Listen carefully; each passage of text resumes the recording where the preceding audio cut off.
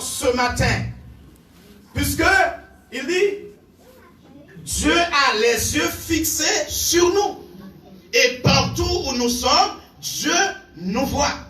Je te vois, ma soeur. Je te vois, mon frère. Dans quelle que soit la situation, les circonstances, Dieu te voit en ce matin. Quelles que soient les difficultés, peut-être dans la douleur, Dieu te voit. En bien ou en mal, Dieu nous voit toujours. Amen. Dans la faiblesse spirituelle, Dieu nous voit. Et aussi dans la maladie, Dieu nous voit. Amen.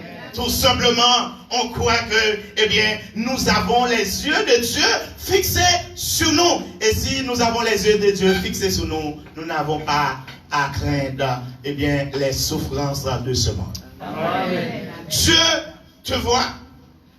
Pour comprendre, pour mettre le texte dans son contexte, regardons tout simplement le verset premier de ce même chapitre, à savoir le chapitre 3, où Moïse faisait paître le troupeau de son beau-père, à savoir Jéthro.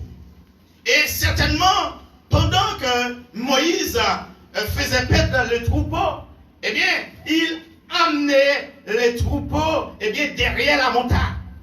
Et pendant qu'il arrive sur le mont Horeb, il y a quelque chose qui va se passer.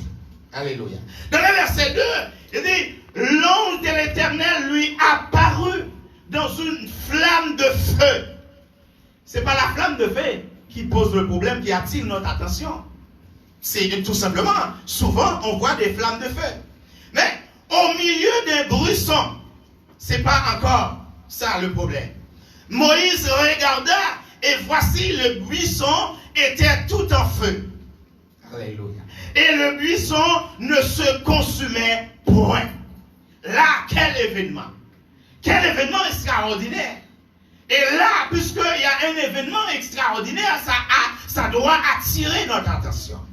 Et c'est un événement extraordinaire, certainement pour une intervention extraordinaire. Puisque Dieu va faire une intervention extraordinaire pour son peuple, il veut attirer l'attention de Moïse pour dire, Moïse, voilà, je vais faire quelque chose qui apparaît impossible, mais pour moi qui est possible. Amen. Car Dieu change l'impossible en possible. Alléluia. Rien n'est impossible à notre Dieu. Alléluia. Il fait des choses extraordinaires. Il nous étonne toujours. Alléluia. Nos ennemis, souvent, il étonne nos ennemis parce que ce qu'il a fait, alléluia, lui seul peut le faire. Amen. Là, il y a un événement extraordinaire qui se passe. Dans cet événement-là, Moïse va essayer de comprendre qu'est-ce qui se passe. Et dans le verset 2, mes frères et sœurs, cet événement-là, il y a beaucoup de révélations dedans. Alléluia. Mais la révélation qui attire mon attention ce matin, c'est que, premièrement, le buisson ne se consume pas. Vous avez déjà vu un arbre qui est en flamme et qui ne se consume pas? Vous l'avez déjà vu? Est-ce qu'on peut voir qui ni on flamme et qui pas à brûler? Non. C'est extraordinaire. Et pour Moïse, c'était la première fois que ça se passait, qu'il voit ce miracle-là, on peut l'appeler miracle, pour voir que le buisson qui est en flamme et qui ne consume pas. Là, c'est quelque chose d'extraordinaire. Et là, Dieu va donner une révélation à Moïse. Pour lui, Moïse, regarde bien ce qui s'est passé. Regarde bien, ce que je fais qui est extraordinaire. Et certainement, ce que tu vois là, c'est quelque chose qui est impossible alors. Mais pour moi, le Dieu vivant, pour moi, le Dieu tout-puissant, alléluia. Pour moi, alléluia, le lion de la tribu de Juda, certainement, cela est possible. Et si cela est possible, non seulement cela est possible, mais je le rends possible. Amen. Ça, c'est très important, c'est à souligner. Amen. Ça ne pourrait pas être possible. Voyant un buisson en flamme et qui ne se consume pas. Et ça paraît impossible, mais pour Dieu, eh bien, il le rend un peu possible. Il a dit à Moïse tout simplement, certainement, Moïse, eh bien, l'objectif, premièrement, l'objectif du feu, l'action du feu, c'est de consumer, c'est de rendre en cendre l'objet. Ça veut dire que, puisque, eh bien, l'action du feu, c'est ça, et l'objectif, eh bien, du feu, c'est ça, de rendre en cendre l'objet, eh bien, il va dire à Moïse, il va communiquer cette révélation-là.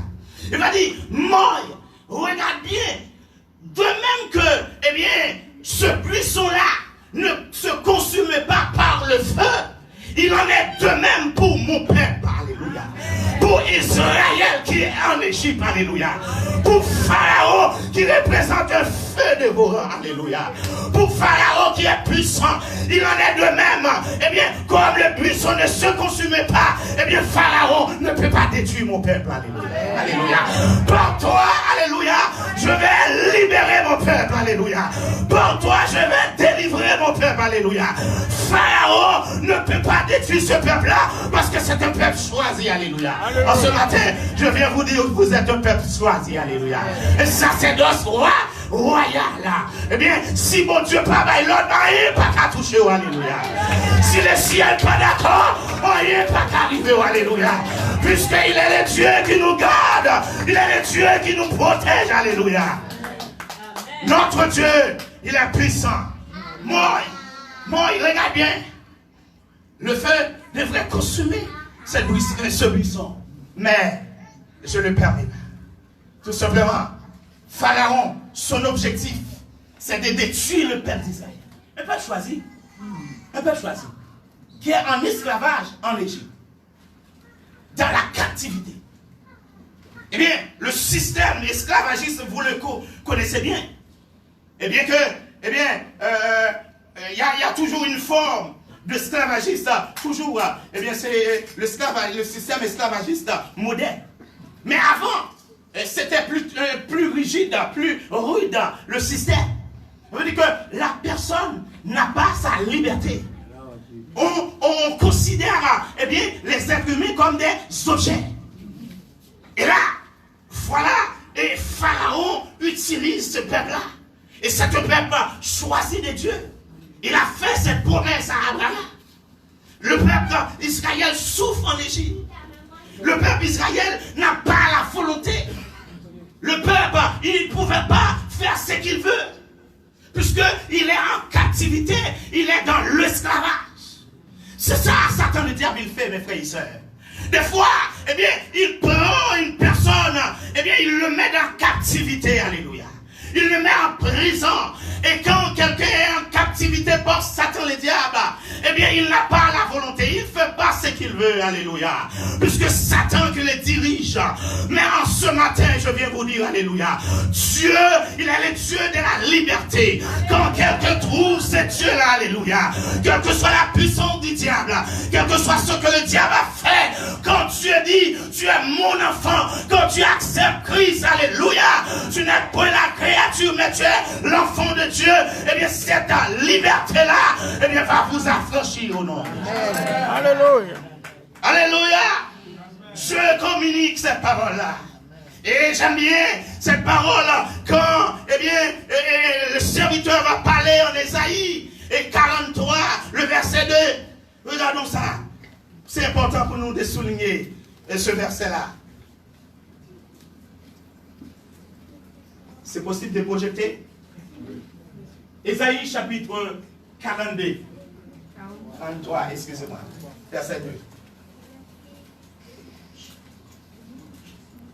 Qu'est-ce que le serviteur a dit? Lisons ensemble, c'est important. J'aime bien faire ça. Si tu traverses les eaux, je serai avec toi. Alléluia. Et les fleuves, ils ne te submergeront point. Amen. Et si tu marches dans le feu, tu ne te brûleras point. Alléluia. Et la flamme ne t'embrasera pas, puisque l'Éternel est avec toi. Oh, alléluia. Certainement, des fois, mes frères et sœurs, on traverse des zones de turbulence dans notre vie. On traverse des océans. Mais je viens vous dire ce matin, même si, alléluia, il y a la tempête, même s'il y a les vagues de la vie, alléluia, vous n'avez pas à craindre, puisque Dieu vous accompagne toujours. Puisque Dieu vous voit toujours dans la situation où vous êtes. Et si Dieu te voit, alléluia, vous ne resterez pas toujours dans cette situation. Il va changer les choses, alléluia. Car il est le Dieu qui change le temps et les circonstances. Je ne sais pas ce matin, qu'est-ce que vous traversez? Quelle zone de turbulence?